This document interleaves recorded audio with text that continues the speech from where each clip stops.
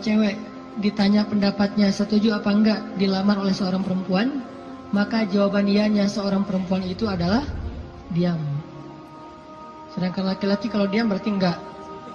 Kalau perempuan kalau diam berarti ya. Kalau dia, oh berarti itu ya, husnuzon aja. Jadi kalau nanya, Neng gimana mau sama saya? Dia belum sempat mikir, oh berarti mau ya. Kan diam tadi teh. Jadi diam seorang perempuan kata Nabi adalah ridho. Diamnya adalah ridho. Karena kalau dia tidak ridho, dia mungkin akan merespon dengan bahasa-bahasa yang baik. Atau bahasanya bukan diam, pasrah. Saya ikut aja gimana emak sama abah gitu. Ini berarti ridho. Bukan berarti dia, kamu kok gitu sih sama aku, kamu nggak sayang, nggak cinta dan segala macam gitu. Dia mah nggak akan ngomong kayak gitu. Dia diam atau dia bilang ya udah ikut aja, berarti dia ridho. Itu sifat perempuan yang sebenarnya. Pada dirinya itu ada malu. Dan malu, by the way teman-teman, pada diri perempuan adalah mahkota. Makin besar rasa malunya, makin tinggi nilainya. Makin besar rasa malunya, makin besar mahkota yang dia pakai. Jadilah dia seorang putri. Makin besar, jadilah dia seorang ratu. Mahkotanya perempuan yang solihah adalah istihya, punya sifat malu-malu, nggak pakai in.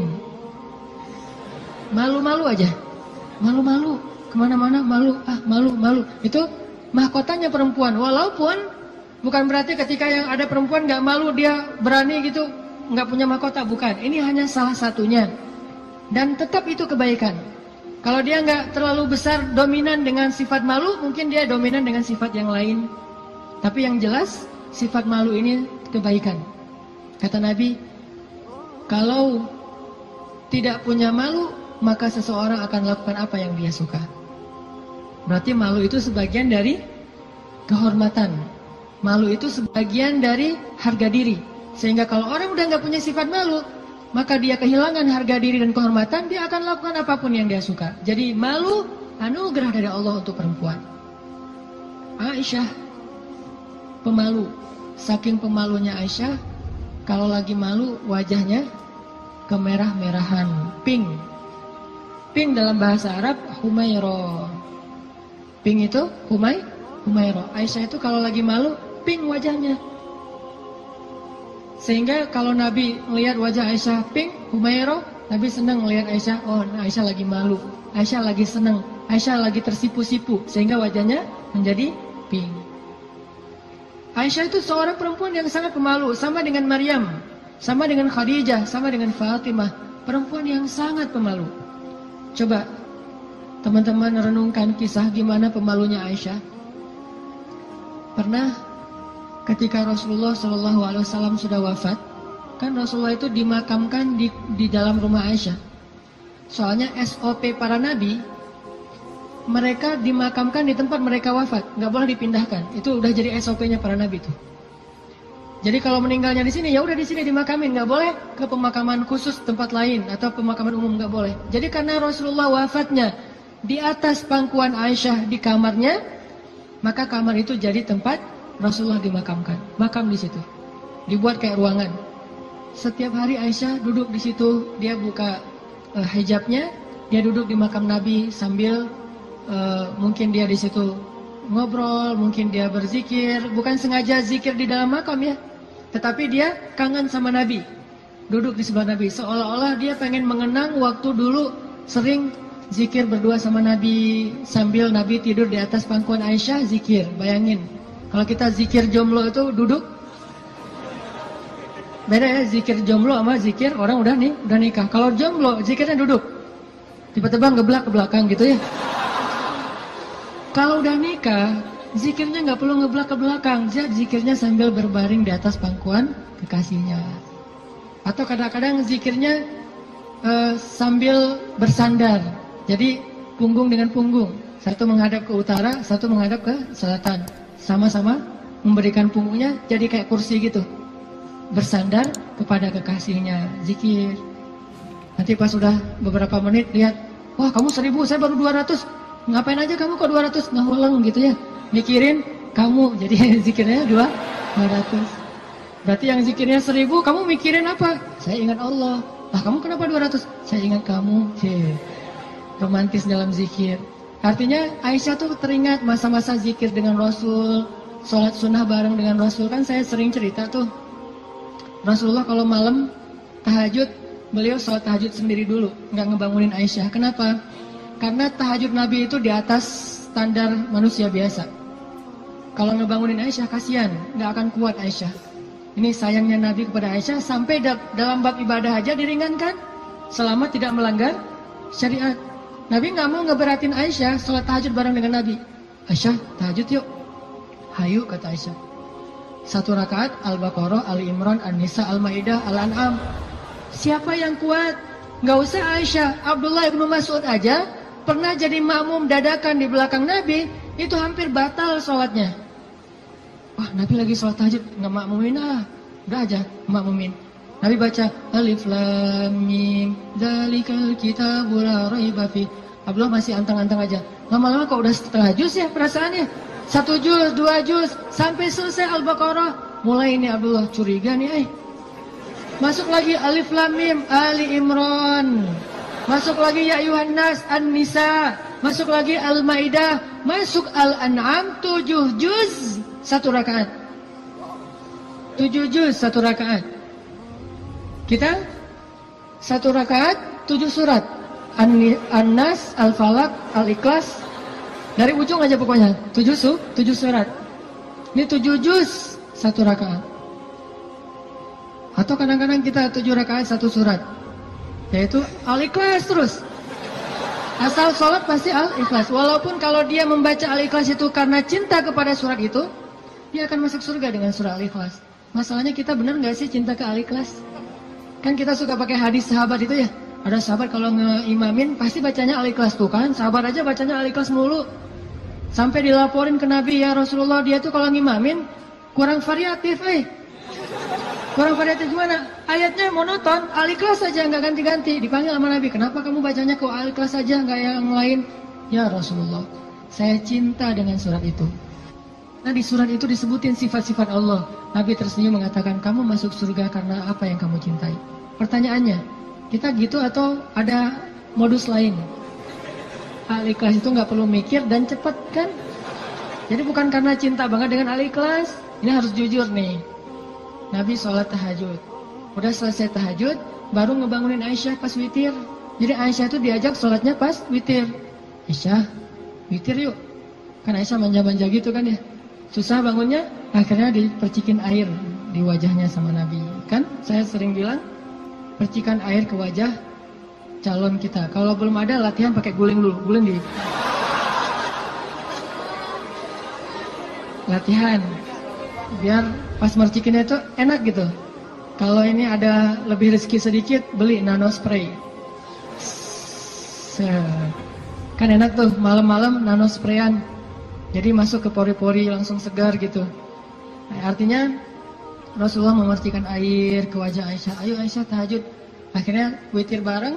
Setelah selesai witir, kan Nabi itu kalau sholat tahajud itu ini ada tutorial tahajud ala Rasulullah ya. Kan tahajud bebas sebetulnya, tapi Rasulullah juga punya style sendiri tahajudnya. Sahabat-sahabat masing-masing punya style. Ada tahajud di atas atap. Siapa itu? Bilal. Bilal kalau tahajud pasti di atas atap rumah. Umar kalau tahajud pasti depan rumah. Bukan di dalam rumah, di depan. Dia keluar dari rumahnya, tahajud di depan rumah. Bacanya kencang-kencang. Bismillahirrahmanirrahim. Satu Madinah bangun gara-gara suara Umar. Kalau Abu Bakar tahajudnya di musolanya sendiri, khusyuk sendiri, nggak mau ketahuan orang. Ini gayanya beda-beda. Gue dengan gaya gue gitu ya. Umar di depan rumah, Bilal di atas atap, Abu Bakar sendiri di dalam mihrab. Rasulullah juga punya style. Style tahajud Nabi gimana? Beliau tidur, tahajud, witir, tidur, subuh. Jadi sebelum subuh beliau tidur dulu. Cuman tidur yang keduanya Nabi bersandar biasanya. Kalau nggak bersandar di tiang, di dinding, bersandar kepada Aisyah. Itu tahajud ala Rasulullah. Nggak mungkin kita ngikutin sunnah ini kalau belum banyak sunnah yang kita nggak bisa ngikutin kalau belum nikah teman-teman.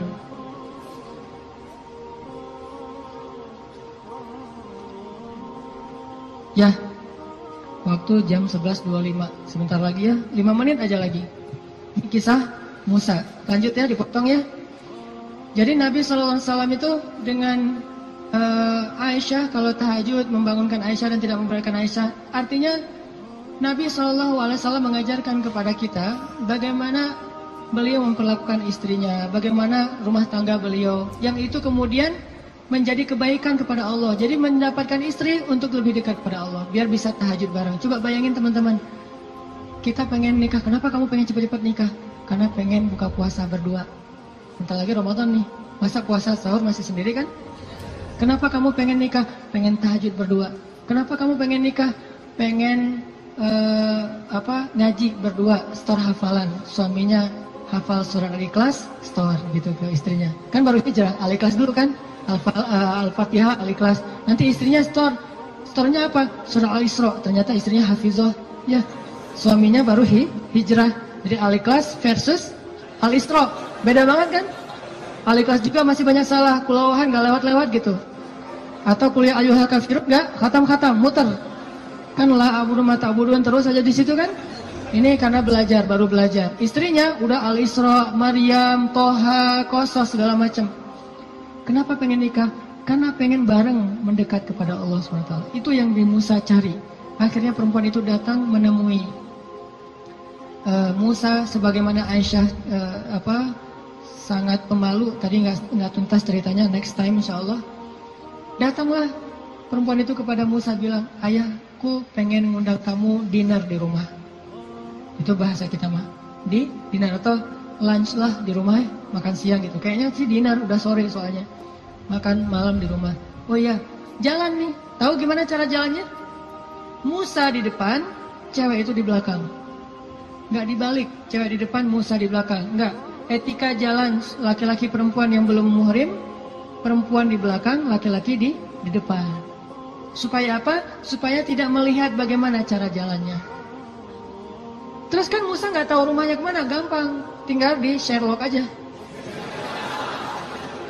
Kalau nggak Sherlock, kitanya yang jadi Google Map gitu, jadi kayak Waze gitu. Belok kanan, turn right, turn left, after one gitu. Tinggal Musa belok kanan, belok kiri. Yang penting Musanya di depan, perempuan itu di belakang. Dan itu etika yang luar biasa. Sehingga perempuan ini menyimpulkan, laki-laki ini selain kuat, ternyata amanah, nggak caper, nggak sok-sok dekat gitu. Kan kita lagi di perjalanan, daripada kamu diganggu orang biar aku jagain. Nggak, Musa itu orang yang sangat amanah. Jadi kalau belum nikah aja dia sangat jaga, jangan sampai membuat perempuan ini tercela, apalagi setelah menikah. Sampai di rumah, cewek ini ngomong ke ayahnya, ya, abah, bapak gitu ya, ya abati. Itu laki-laki itu kuat dan amanah loh. Kalau ayah butuh pekerja, kayaknya dia yang paling tepat jadi pekerja di rumah kita. Ini sebetulnya kode. Perempuan kalau ngomong dengan bahasa kayak gini, berarti dia perhatian. Kalau dia udah bisa menyimpulkan dia kuat, dia amanah, dia tepat sebagai pekerja, berarti dia perhatian. Kalau enggak, dia nggak akan ngasih komentar. Ayahnya paham, ini bahasa elegan orang zaman dulu. Kalau sekarang kan, ya pengen nikah gitu kan, vulgar kan ya. Kalau dulu kode tuh, ya itu kayaknya cocok bekerja ke kita. Kata ayahnya, oh ya nanti ayah bicara sama dia. Ayahnya bukan menawarkan Musa bekerja, tapi menawarkan Musa nih nikah. Saya akan nikahkan kamu dengan salah satu dari putri saya. Terserah kamu yang mana yang kamu sukai. Maharnya bekerja kepada saya selama 8 tahun. Akhirnya Musa pun menikah dengan salah satu dari 2 perempuan itu. Dan perempuan inilah yang mendampingi Musa untuk berdakwah di Mesir melawan Fir'aun. Dan inilah kisah yang luar biasa. Nabi Musa mencari cinta itu untuk lebih dekat kepada pemilik cinta. Nabi Musa mencari cinta makhluk agar bisa mendapatkan cinta Allah Subhanahu wa taala. Bukan justru ketika ngedapetin cinta makhluk kehilangan cinta Allah. Ini namanya fokus. Teman-teman, pesan moral ketiga berarti adalah apa? Setelah sawa as-sabil, banyak berdoa. Yang ketiga adalah jadilah seseorang yang menyempurnakan hubungan kita dengan Allah dengan cara menikah. Itu maksud Nabi. Setengah dari agama itu adalah setelah kita menikah, kita sempurnakan. Gimana sempurna? Tadi tuh tilawah sendiri jadi tilawah berdua, Buka puasa sendiri jadi buka puasa berdua. Tahajud sendiri jadi tahajud berdua. Bahkan ada ibadah yang kita bisa dapetin setelah menikah yang nggak mungkin didapetin kalau orang belum menikah. Ibadahnya simple. Ngapain? Goler, tidur di atas sofa sambil ngelihat istri kita rempong lalu lalang, itu pahala. Jadi gini aja. Itu sholat sunnah loh. Kalau yang belum nikah hanya bisa mendapatkan pahala itu dengan cara berwudu, sholat sunnah 2 rakaat. Yang udah nikah nggak perlu berwudu, nggak perlu sholat sunnah pun tetap dapat pahala sholat sunnah. Dengan cara apa? Pandangan suami kepada istrinya yang penuh kasih sayang, bagi dia adalah pahala ibadah. Jadi cuma ngelihat doang ibadah, tersenyum ibadah, kecup di keningnya. Bayangin, Nabi itu habis berwudu mengecup Aisyah. Bisakah kita melakukan itu kalau belum menikah? Ngecup apa? Habis wudu, cium Aisyah ke masjid. Wudu, cium Aisyah. Ini salah satu dalil dari mazhab yang mengatakan sentuhan suami istri tidak membatalkan wudu. Walaupun nanti ada dalil yang mazhab yang lain, Allahu a'lam. Ini mazhab. Tapi Nabi beberapa kali habis berwudu kecup Aisyah ke masjid. Wudu kecup Aisyah. Jadi kalau udah Nabi wudu, Aisyah udah siap-siap tuh. Para istri, kalau suaminya lagi berwudu, maka siap-siaplah kalian, karena sebentar lagi dia akan ke masjid dan lupa mengecup gitu. Biasanya kalau habis wudu Nabi itu ngecup istrinya, dikecup di keningnya atau di pipinya ke masjid, kecup kening pipi ke masjid. Itu sunnah pahala yang tidak didapatkan kecuali dengan menikah. Setengah dari agama itu ada di dalam pernikahan, sisanya ada dalam status jomblo. Setengah-setengah lah ya. Jadi kalau mau utuh, pernah mengalami masa jomblo yang berat gitu, derita jomblo kifarat dosa kan ya. Setelah itu nanti mendapatkan setengahnya lagi setelah saya terima nikahnya Fulanah binti Fulan dan seterusnya. Itu teman-teman, maaf nggak tuntas cerita musanya. Insya Allah nanti dilanjutkan di kesempatan yang lain, bisa lewat streaming mungkin atau dalam kesempatan-kesempatan yang lainnya. Barakallah. Assalamualaikum warahmatullahi wabarakatuh.